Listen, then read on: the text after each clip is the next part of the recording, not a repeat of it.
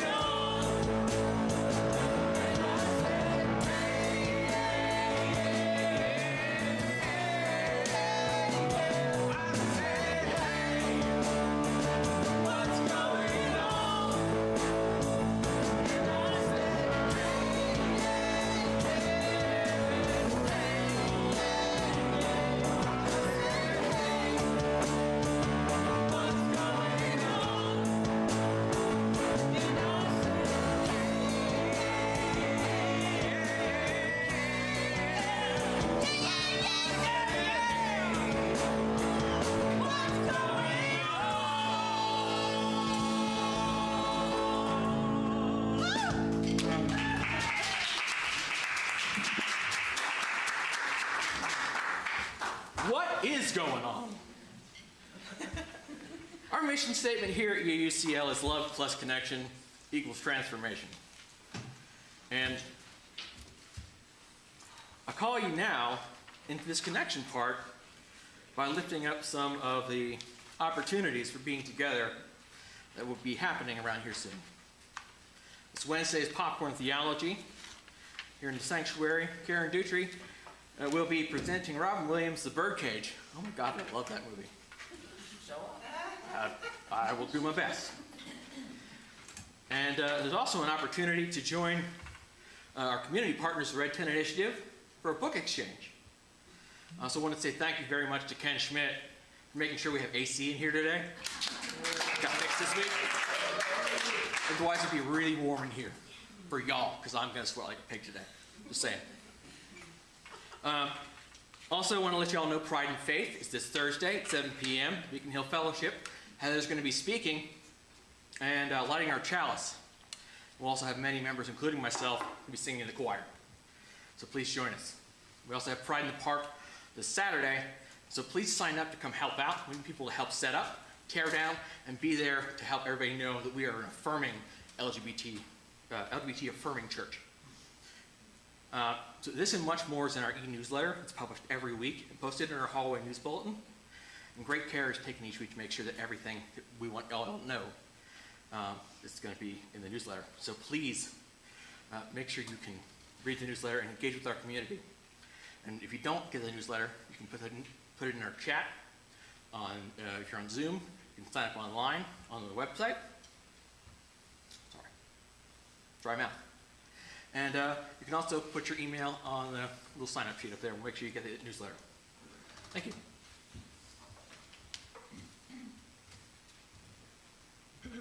Welcome.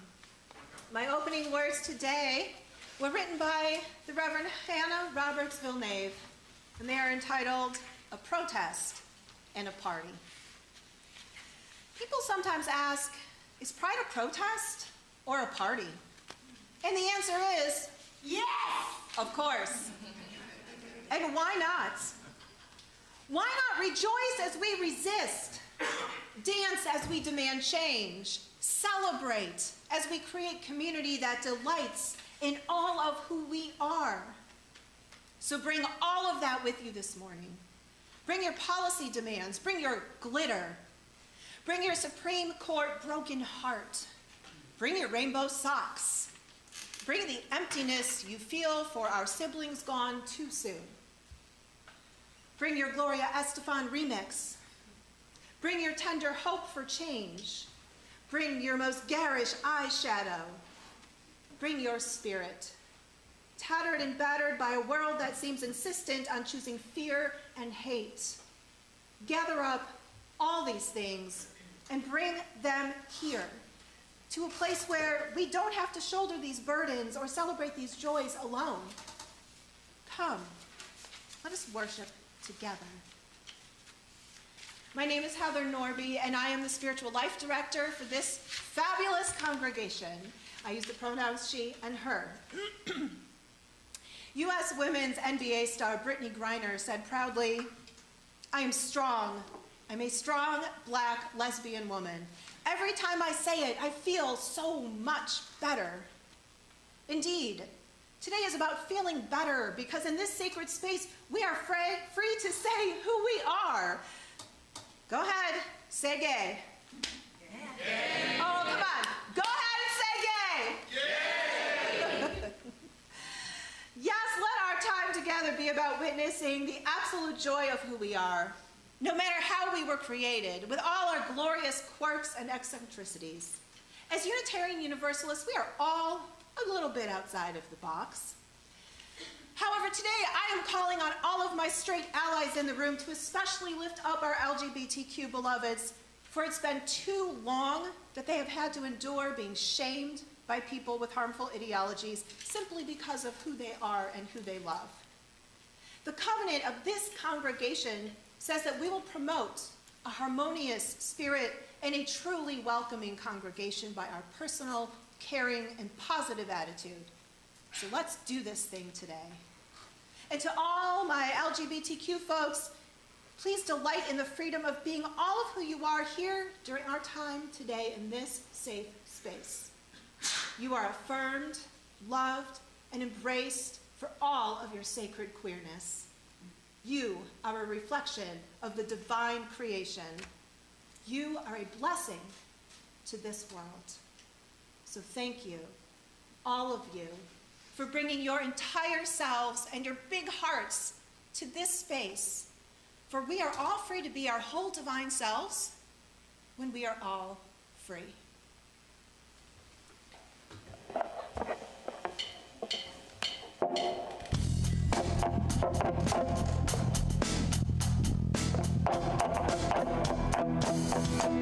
I want to break free. I want to break free. I want to break free from your lies. You're so satisfied. I don't need you. I've got to break free.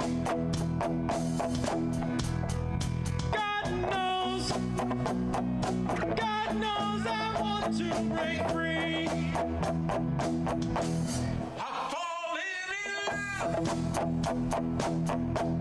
I'm falling in love for the first time. This time I know it's for real. I'm falling in love.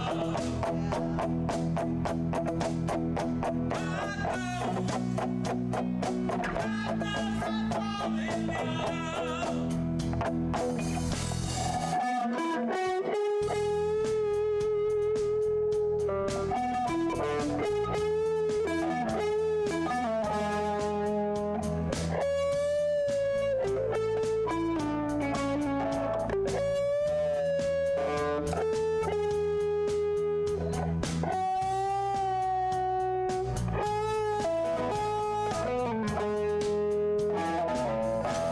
But life still goes on. God knows, got to make it on my own. So baby, can't you see? I've got to break free. I've got to break free. I want to break free. Yeah. I want to break free. I want to break free.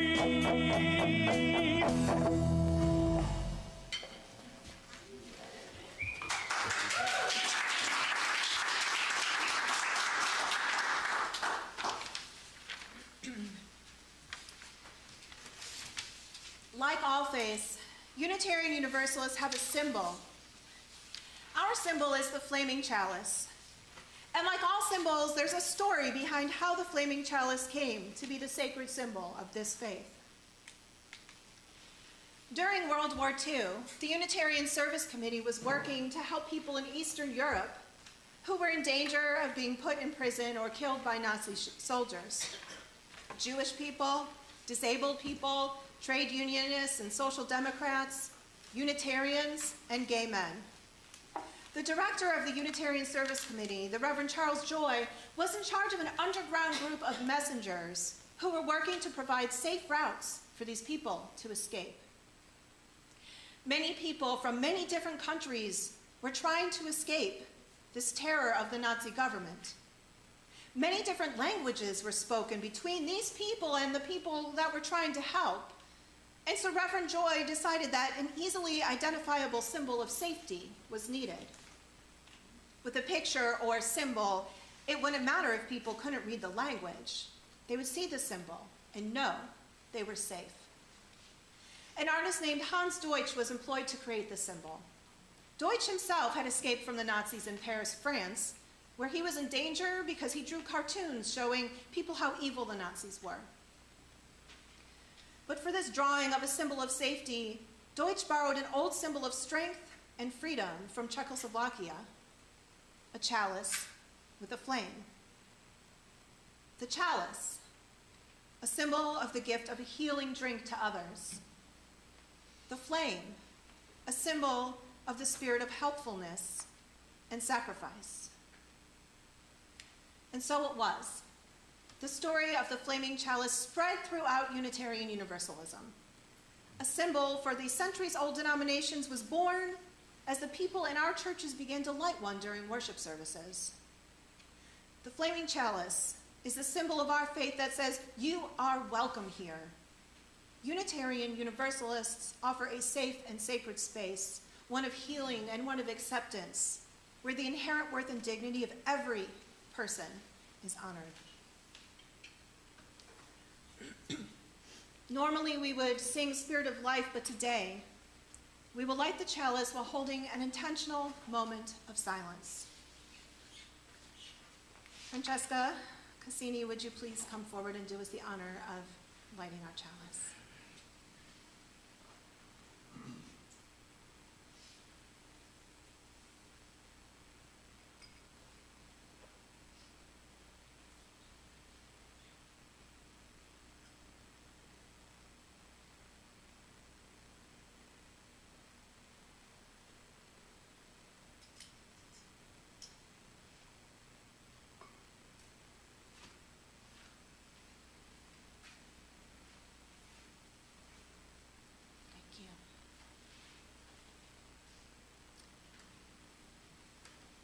I'm going to read a book for you today. It's called You Need to Chill, a story of love and family from best-selling author Juno Dawson.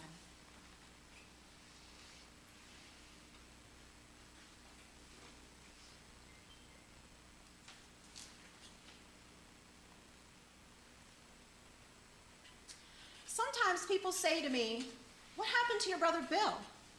We haven't seen him in ages. Is he hiding? Is he ill? Is he lost in the park?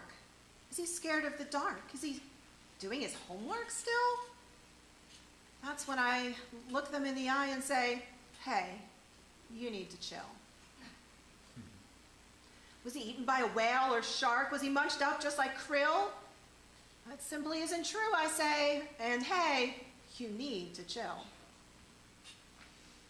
Is he on vacation in Barbados or Brazil? No one has gone anywhere, and hey, you need to chill. Is he at the zoo? Is he at the fair? Is he searching for a thrill?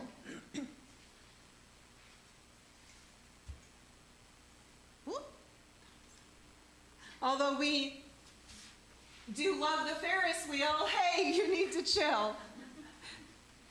But we're so confused and so concerned. We cannot rest until we find out what has happened to your older brother, Bill. Did he tumble down and hurt himself? Have they given him a pill? Is he in the pool or on the field showing off his skill? Was he taken to Mars by aliens? Is he on their spaceship still? Stop, I say. That's enough. Hey, you need to chill. There are no hungry whales, no little green men. Your hysteria is silly. The truth is that my brother Bill is now my sister Lily. It was maybe quite a shock at first, but she's really just the same. She looks a little different, and she has a new first name. She's still clever and funny, and kind, and cool. She's one in a mill.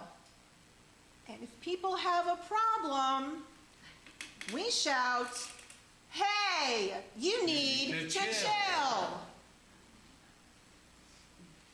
The end.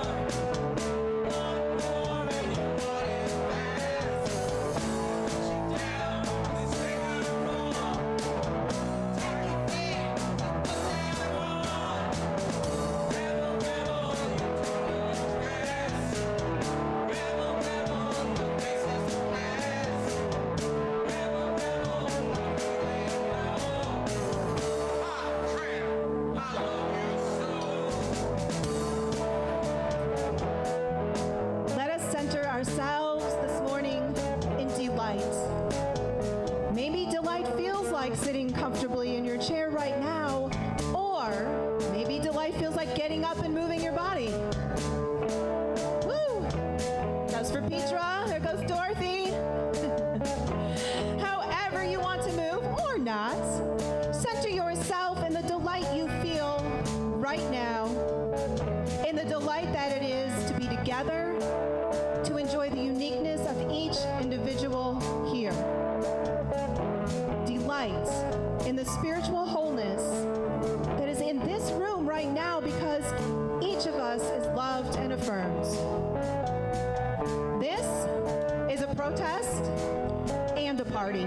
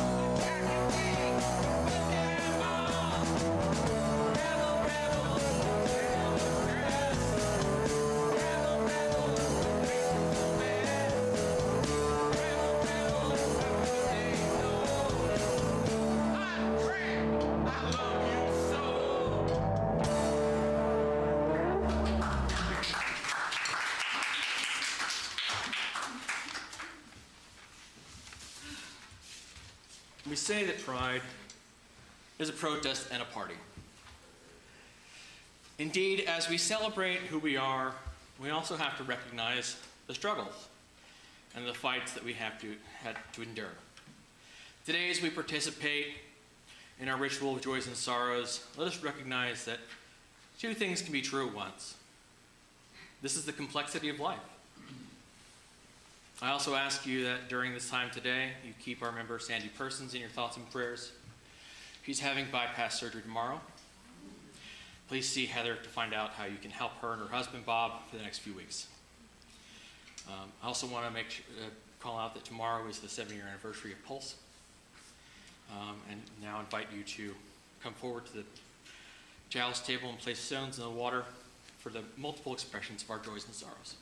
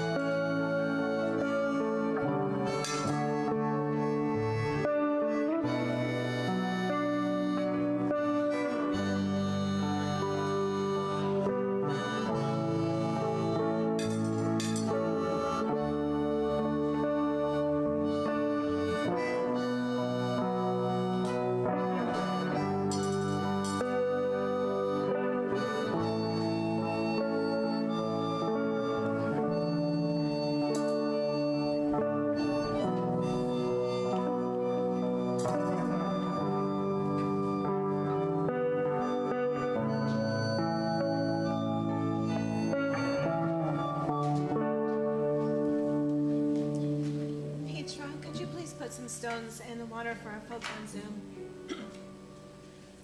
Daniel Wagner, Judy Powell, Maggie, and Christina.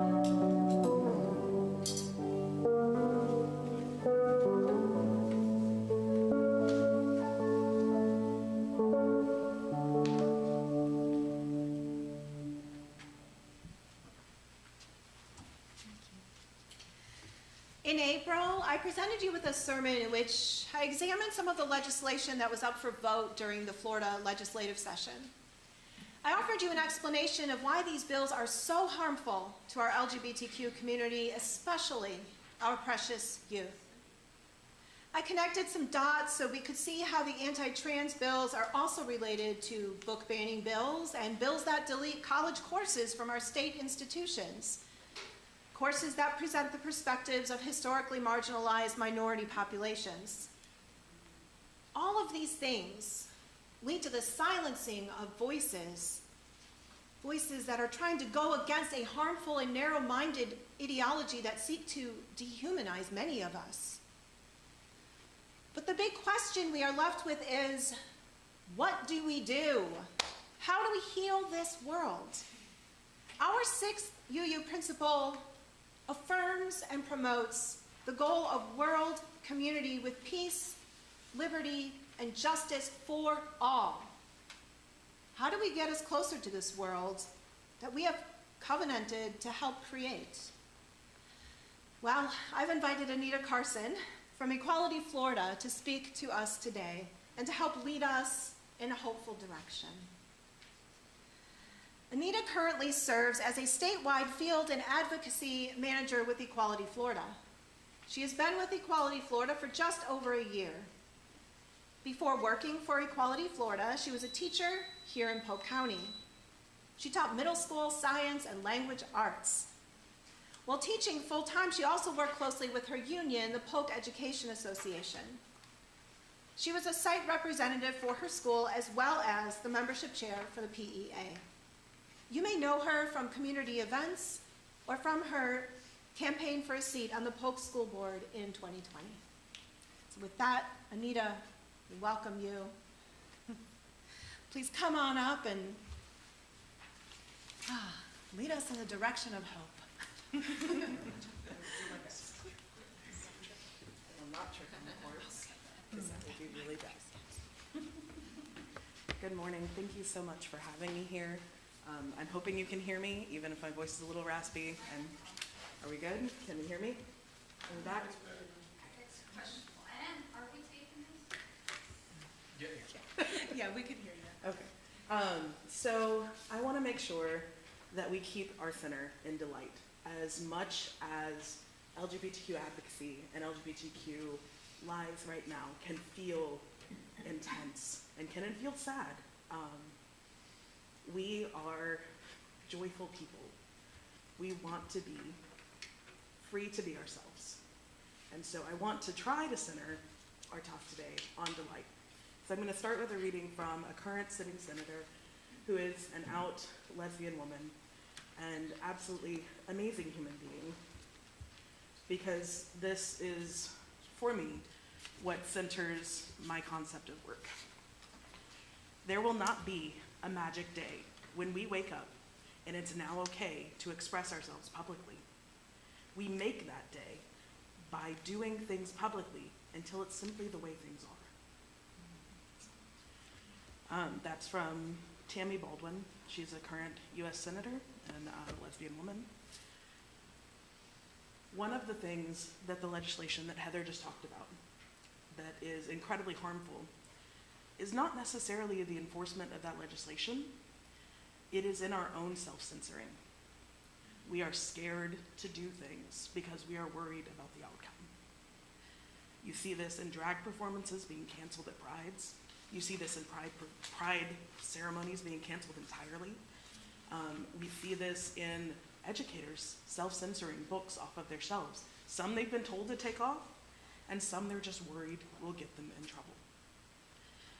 We see this self-censoring in our own selves, what we wear when we go out. Do I hold the hand of my partner when I'm in a place I'm not safe or don't feel comfortable? Do I have that sticker on my car or on the back of my minivan when I'm going out in public? Do I tell people about the person that I'm seeing or that I love when I'm in a setting that I'm not sure if I'll be accepted? This legislation and the legislation that we've had coming in the state of Florida for the last few years is harmful in and of itself.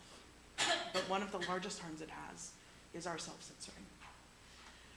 So my call to action for everyone in this room, whether you are LGBTQ or an ally, is to make sure that you are not censoring away LGBTQ people, their pride, their happiness, their joy, because that is an incredibly important way that we resist what's happening right now.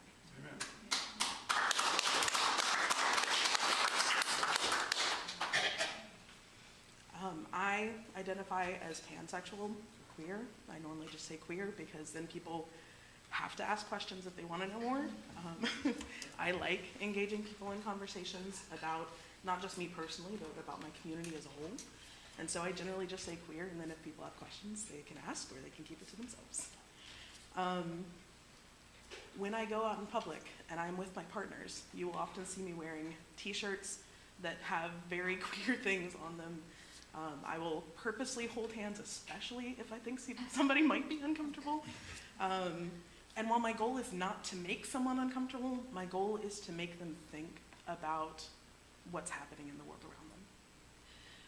I also, for me to feel whole and to feel myself as an authentic human, have to purposely think about not censoring. It is uncomfortable when you first start it. I don't know how many of you have ever felt like there was a part of you that you had to hold back, whether it's LGBTQ or something else. Purposely and intentionally overcoming that discomfort in yourself is really hard. It takes an incredible amount of courage. But once you do, and once you start doing that on a regular basis, it is very hard to stop. This is part of why, as an LGBTQ community, we talk about coming out of the closet. Recognizing that portion of yourself that you have kept hidden away, and for a lot of people, purposely tried to hide. Like, this door is locked, it's got like 15 locks on it, like I really don't want you to go in there. There's a stereotype that some LGBTQ people fit into, where they try to outperform and be just a spectacular human for anything other than showing people that they're LGBTQ. So you will see people that are amazing performers on stage, or they are 100% into being tax attorneys, or whatever it is that they do, because they are trying to make sure that you're not paying attention to what's in that closet. If you are feeling that way about anything in your life, I would implore you to re-examine what's in the closet and see if it's something that you're ready to show other people. Because shame harms delight. Shame harms joy. And queer joy, and any joy, especially in the face of oppression, is resistance in and of itself. So with all of that being said, I am going to talk a small amount about the laws that were passed and give a little bit of clarity, but I don't want to bring this space too far down, because this is delight, and pride should be both party and protest. But you have to know what you're protesting to be able to do that. So some of the most harmful laws, we actually have some great things to delight in now, because we've had court cases that have ruled in our favor. So I'm going to start there so I can give you a great ending. The trans healthcare ban law. I'm not going to go through what the official name is, because the official names of these laws tend to be purposely obscuring what the law actually does. We call it the trans healthcare ban. We were told all session, this is only about students, this is only about kids, we're just protecting kids, you shouldn't be doing that to people under 18. I'm not sure how many people are aware that the trans healthcare law impacted more than 95% of trans adults as well. It stopped trans adults from being able to receive care from physician's assistants or nurse practitioners, who were 85% of the care providers that were providing gender-affirming care. It stops any and all insurance that is that is public insurance. So that would be teachers, firefighters, police officers, people that are on assistance through the state, people that are municipality workers, people that work for the state. We have an amazing aide to a legislator who is a trans woman and is out, and the only trans person that is working in the Capitol that is out, who lost her health insurance to get gender-affirming care because that is no longer allowed under the law. It has been devastating, not just to youth, but to adults.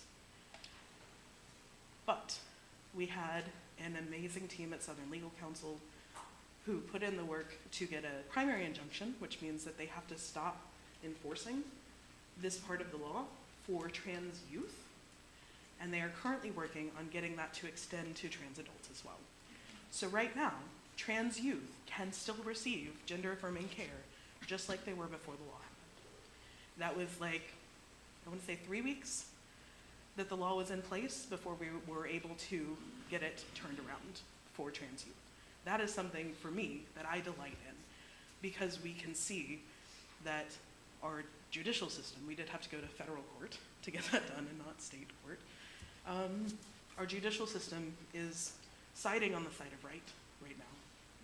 They're siding on the side of affirming health care that is life-giving health care.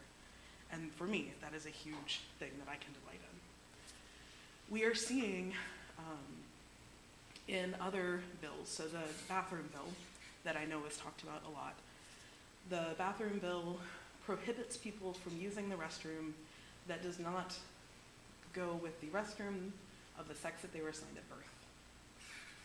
However, during session, we were able to get it removed from all public spaces and only for spaces that are government owned. So if you go to Walmart, Target, a church, Publix, grocery store, that law does not apply there. And that's something that was missed in what came out in the news.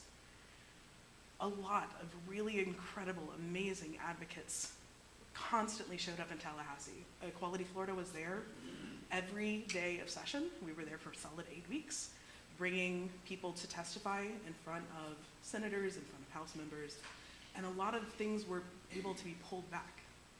We couldn't get them canceled entirely, but we did get portions removed.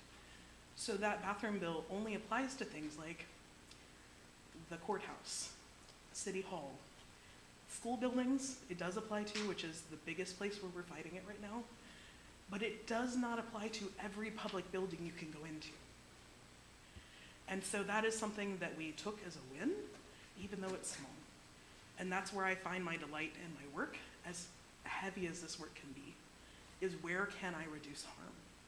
I love the covenants of this church, of the principles that you have about making sure that you are standing up for each other and working for justice for all. Reducing harm for the people that are most vulnerable is part of that work. And so when you are having a hard time seeing a way forward or seeing hope, start with something small. I can't get this whole thing taken away. How can I reduce harm? What can I do that makes it better for this person right now? Can I stand with them? If they're worried about going into a restroom, can I go in with them and make sure they're not harassed? You might not be able to change the law right now, but there are things that you can do that will impact that person's life, that will impact the people around them. That is how I find hope in what I do. I don't want to go too much into the other laws, but I am going to stay as much as I can to talk to people if you have questions. I did want to talk a little bit about what Equality Florida does. We do not just advocate in law space and show up at prides. I know that's our most visible place, but we also have some amazing groups that are working in the background. We have a group called Safe and Healthy Schools, and they go into school districts and they train administrators and school personnel and educators about how to best serve LGBTQ youth and their families. While we've had a really hard time getting into some districts because they're now worried about Tallahassee, Tallahassee. We've still found ways to work around that. So we've been working with teachers unions statewide to still talk to educators, even if their district doesn't want us there. Because we want to make sure that every student feels safe, every student feels affirmed, and that every family feels welcomed in their school districts. We have an entire group that works on health advocacy, making sure that HIV advocacy is going on, but that it's not stigmatized, that it's not specified to one particular group of people. The group that has grown the most in STD, or not, sorry, not STD, HIV, is actually straight women of color. So when we start looking at HIV advocacy, we are in HIV advocacy because it does impact our population. But we're not even the population that's growing the most. But because we believe that everyone intersects and that everyone is important, we continue that fight and try to destigmatize it, because there's a lot of people that will not go get tested because they're straight. That's not for me. But the largest groups that are growing right now are straight women of color. And so we do our work to make sure that they're protected. We also do health advocacy within hospital systems. When you go and you do an intake form and you're filling out who you are as a human being, and there are not places for you to fill in that fit your identity, that is a barrier for some people to healthcare. So we advocate to healthcare systems about how they can better do intake forms. We advocate for things like OBGYN care for trans men, because they still have body parts that need care regardless of whether or not you see them as the gender you see them as. All of that is part of Equality Forward as well. We do work within business communities to try and get them to openly support LGBTQ people, because the more visible support we have, the harder it is for opponents to fight. We've seen that with, it's one of my favorite things right now. Opponents are coming out and saying, well, we can't go eat at this place because they support gay people. Well, when Cracker Barrel comes out and is supporting us as well, and we leave no quarter for hate, it makes it a lot harder to continue in that belief system. And so working with businesses to tell them about why they want to make sure they are visibly supporting our communities, that's part of it. If there's nowhere else for you to go when you are that hateful, not everyone, but some people will reconsider what they're doing. That was, sorry, I'm not used to talking for so long. I'm normally like a Q&A person, and so my, I want to talk about Polk County for a minute. I've been in Polk County since 2013. I was a teacher, as Heather said. I worked in high needs populations. I've always been someone who wants to go into advocacy and be in advocacy. I worked in Boone Middle School up in Haines City, which sits at about 80% students who are able to receive free and reduced lunch. And then I worked at Lake Alfred Polytech as it transitioned from Lake Alfred Adair to Lake Alfred Polytech, which still had a large group of marginalized students. I see how Polk County struggles. I see it with poverty, I see it with racial issues, I see it with LGBTQ issues. But there is such an amazing group of people in this county who want the world to be better and who see the world that we all deserve and are working towards it. Part of that is showing up to community events. Part of that is being engaged and involved in what your community is doing. Right now, our Polk County School Board is going to be meeting on Tuesday. They just removed the Pride Proclamation from their agenda. There's a lot of background about why that happened, but we have a group of opposition people who are claiming that they got it removed to protect children from hearing a proclamation. Not sure what protection we're going for there when gun violence kills more kids than anything else on the planet. But something that you can do is showing up to that and showing students and teachers and families that regardless of what the school board does, they're supported in this community. Showing up to Pride, Justin gave you an amazing list of things that you can show up for. regardless of whether or not you're LGBTQ, showing up as an ally shows us that we're not alone.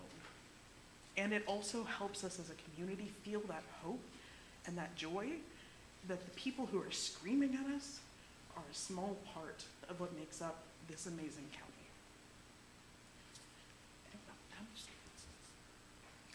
A couple minutes, okay. How much time do I want? Yeah. It really is just about making sure that we are taking care of each other. And I don't know how else to better say that. Whether it is reproductive rights that are under offense, and we know how much harm that's going to cause, whether it is Black and brown people in Black and brown communities that are struggling with police violence, regardless of what it is, as far as me and my job in Equality Florida, all of that intersects together to make it harder for our world to be the world that we deserve. So I ask you to join us, whether it is with Equality Florida or any other organization. Join us in that fight. And if you are already doing a lot, find one more thing to do. If you're not doing what you feel like you should be, find a few more things to do. But get involved.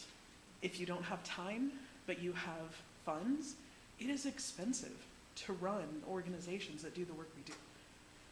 You can donate, that's fine.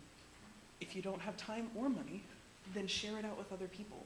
Make sure that you're talking to your friends. When somebody makes a joke that is at the expense of other humans, call them out on it. Don't just let it pass like you didn't hear it.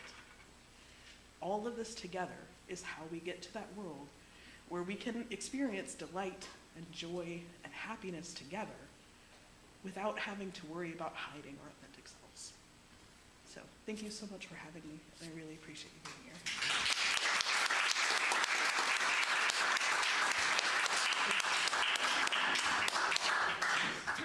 Anita, thank you so much. I definitely appreciate all of the ways that you gave us to care for one another. That being said, we are taking up a collection for Equality Florida. We are a community of helpers, so today we are taking up a collection for Equality Florida, like Heather said. So please donate generously and make the checks out to UUCL. We will be writing one check together to Equality Florida and make it easier for everybody. So if the ushers will now pass the plate while we sing, this is. And me. there's a PayPal QR code on your bulletin. Thank you.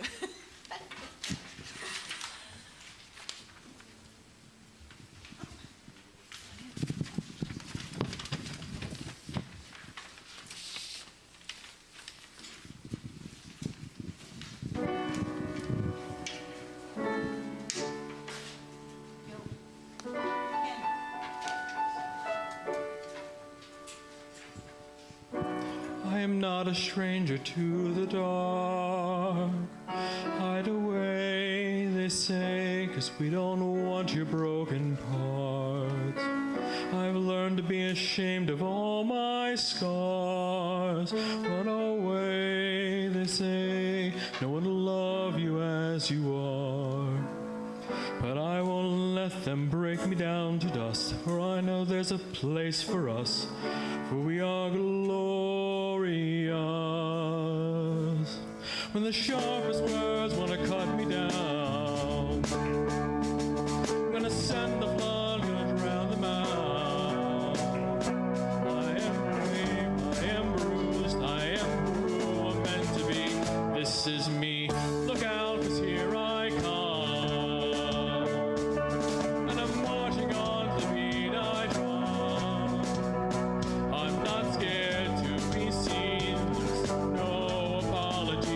This is me. Oh, oh, oh.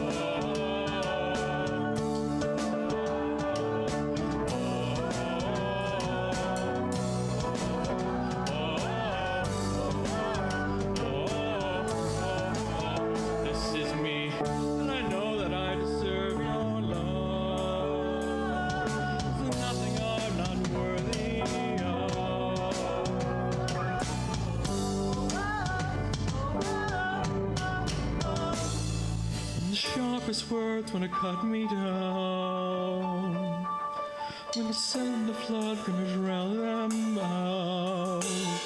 This is brave, this is bruised, this is who I'm meant to be, this is me. Look out, 'cause here I come. Look out, 'cause here I come. Marching on, marching on. Apologies. This is me. The sharpest words wanna cut me down. I'm gonna stand the flood. This is me.